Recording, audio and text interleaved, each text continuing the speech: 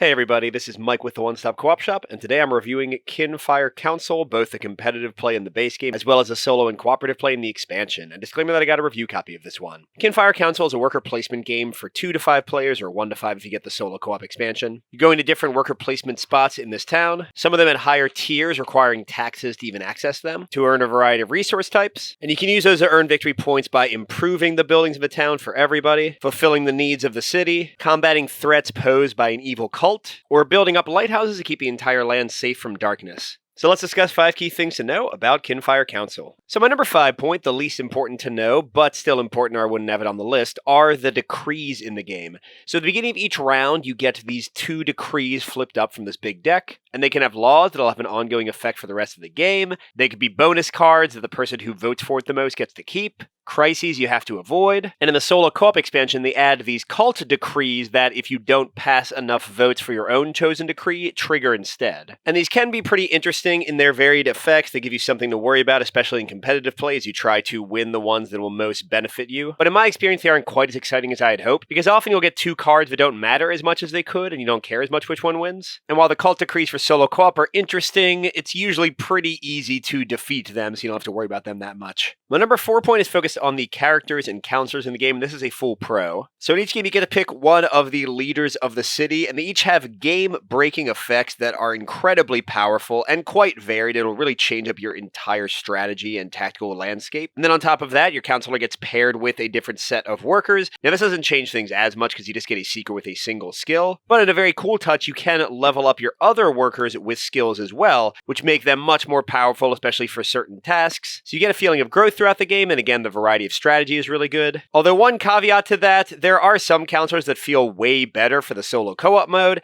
and similarly there are some skills that are indispensable for solo co-op, so I think all this becomes a lot less interesting when playing in that mode. And speaking of solo co-op mode, the balance of that mode is my number 3 point, and this is unfortunately a full con for me. So the basic idea of solo co-op is the cult's successes and your failures build up the cult's victory points, and every player by the end of the game has to beat the cult's score for the players to win. And the main difficulty modifier for that is to give the cult more free victory points from these threat cards, so they just get a big bump at the end of the game. But in my experience, especially with certain counselors, and especially at lower player counts, you just have way too many actions, so you could pretty easily deal with the threats that come out, and the cult tokens that need to be arrested. You can often shut down the cult entirely. If you look at my solo co-op playthrough on the channel, you'll see this in action. Though a lot of that is very swingy because which threat cards come out can drastically change it, especially if you get a lot of the ones that trigger immediately and make the game harder to win. Same thing with the cult decrees. Some of them are just way worse and way harder to deal with than others. So unfortunately, at least in my plays, this is one of those solo co-op modes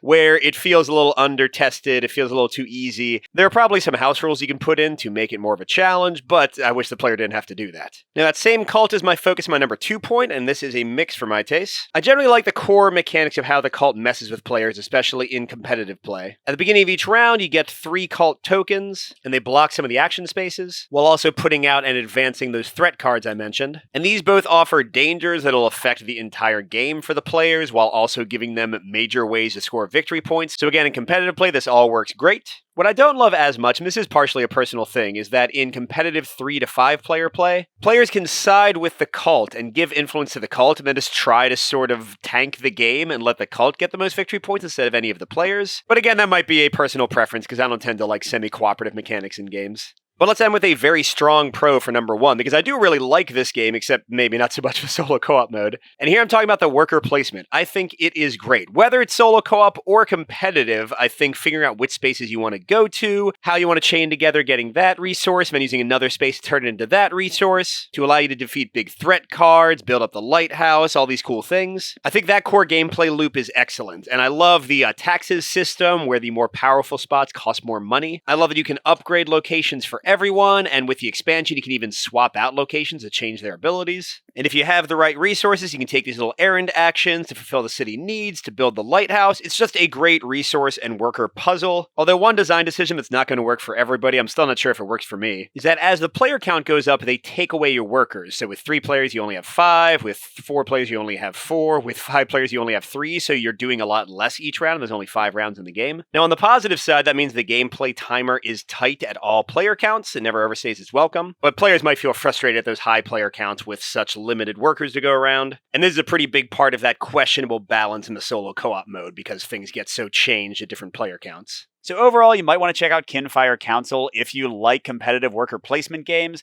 I think this one has some fun spins on it. I think the art and components are great, and the core gameplay is pretty tense and interesting. But on the other hand, I can't strongly recommend the solo co-op expansion and solo co-op mode unless you are willing to house rule it, especially with co-op. Solo is a little bit more challenging, but unless you're going to house rule it to take away some workers or something to make the game more of a challenge, I think they honestly botched the cooperative balance on this one, and I don't think it works very well without some tinkering on the player's side. But if you want to see the game in action and judge for yourself, check out my playthrough from a few weeks ago. Thanks for watching, everybody. Good gaming, and I'll see you at the next stop.